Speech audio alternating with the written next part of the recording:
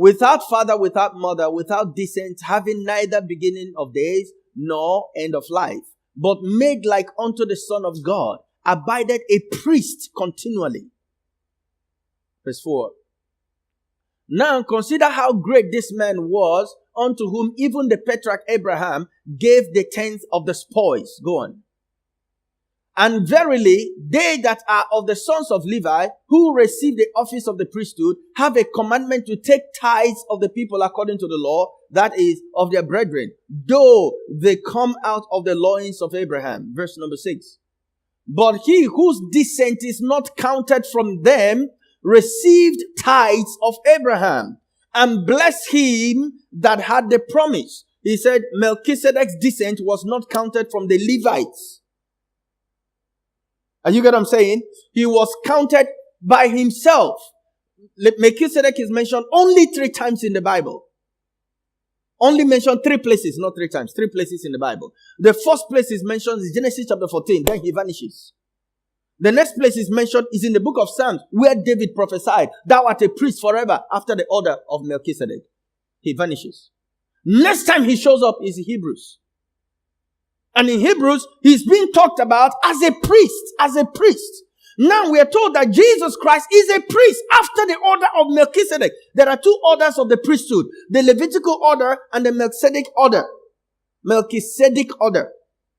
Now, if you are after the order of the Levites, you are of the Levitical priesthood, your priesthood is not permanent, is not forever. Why? The priests die. Melchizedek does not die. And Jesus Christ does not die. He died and he rose again and he's alive forevermore. So his priesthood cannot be after the order of the Levites. His priesthood is after the order of Melchizedek. So he says here that Melchizedek blessed Abraham. Don't forget, Abraham was the greatest man in his time because he had a covenant with God. But yet, Abraham bowed before Melchizedek, and Melchizedek blessed him. That means Paul is communicating that Melchizedek was greater than Abraham. The next verse, verse 7. It says, and without all contradiction, the less is blessed of the better. Verse 8.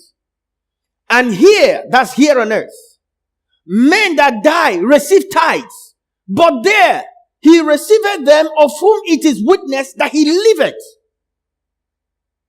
So here, while we are here on earth, we give tithes to men. We come to church and we give our tithes to our pastors and they bless us. That's men that die. Pastors die. But there he says, he receiveth it. That means the tithe transcends human transaction. The tithe transcends human transaction. You must know that the God we worship is an invisible God. He's not a visible God. Even when he made Adam and Eve were not seeing him every day. The Bible says in the cool of the evening, he will manifest himself and walk with them in the garden. Even when he made Adam and Eve, there was no sin in their lives. They could see into the realm of the spirit, but it doesn't mean they were seeing God. The Bible said in the cool of the evening, God himself would manifest himself to them and walk with them and talk with them. So God is invisible. That is the attribute of God. He is known. Put up for me Colossians 1:15. It said, for he is the image of the invisible God, the firstborn of every creature. Verse 17. For by him were all things made, all things created, in heaven and in earth, visible and invisible. Did you see that? Give me 1 Timothy 1:17. 1 Timothy 1:17. Now unto the King, eternal, immortal, invisible, the only wise God, be honor and glory. For how long? And what? Amen. Say amen. So the attribute of our God is that he is invisible. He's not visible to the optical eyes. But yet, we have the honor to worship him with physical things. So it's not really the stuff that he's looking at. It's the heart behind the stuff. The heart of love. The heart of obedience. The heart of gratitude. The Bible tells us, where your heart is, there will your treasures be. So the treasure is a measure of where your heart is actually.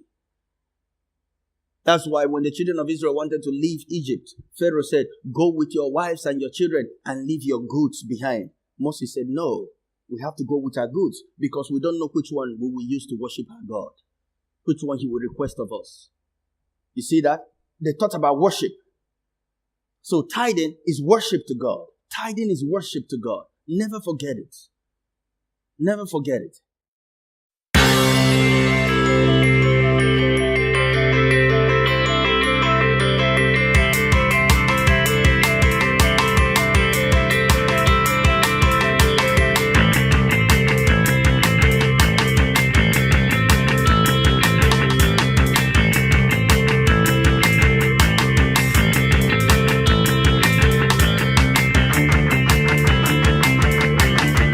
The Super Church are shining lights to the nation.